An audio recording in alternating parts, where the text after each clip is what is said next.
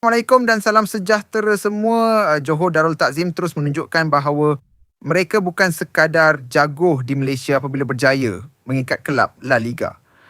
Sepanyol Elche CF tanpa jaringan dalam aksi persahabatan antarabangsa yang berlangsung pada 25 Julai 2026 di Sepanyol.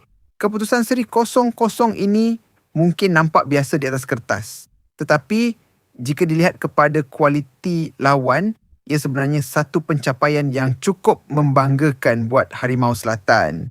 Elche merupakan pasukan yang sedang membuat persiapan menghadapi musim baharu di Sepanyol, manakala JDT pula sedang memperkemaskan skuad mereka untuk menghadapi saingan domestik dan Asia. Sepanjang perlawanan, kedua-dua pasukan mempunyai peluang untuk menjaringkan gol. Elche beberapa kali menguji benteng pertahanan JDT. Namun skuad kendalian Xisco Munoz tampil cukup berdisiplin. Malah, JDT turut mencipta beberapa peluang berbahaya dan dilaporkan mempunyai satu jaringan yang dibatalkan akibat kedudukan offside.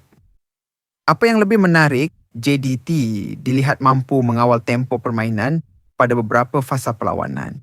Ini membuktikan jurang antara kelab terbaik Malaysia dengan pasukan dari Eropah semakin mengecil. Kehadiran pemain-pemain berpengalaman seperti Natso Insa, Samu Casilejo, Jonathan Silva dan Andoni Zubiaure jelas membantu meningkatkan tahap permainan pasukan.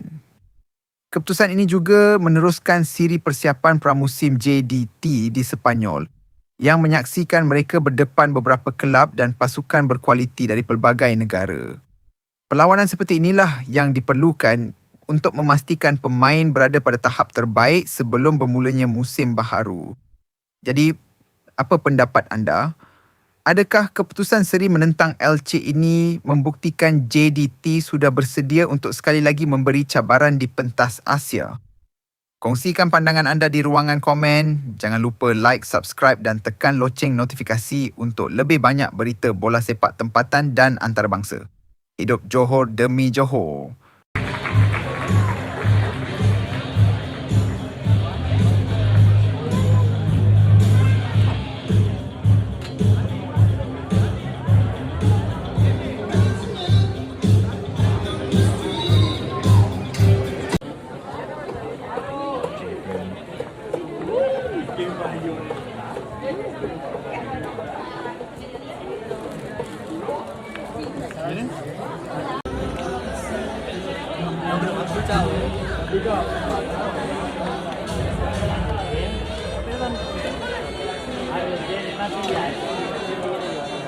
Ada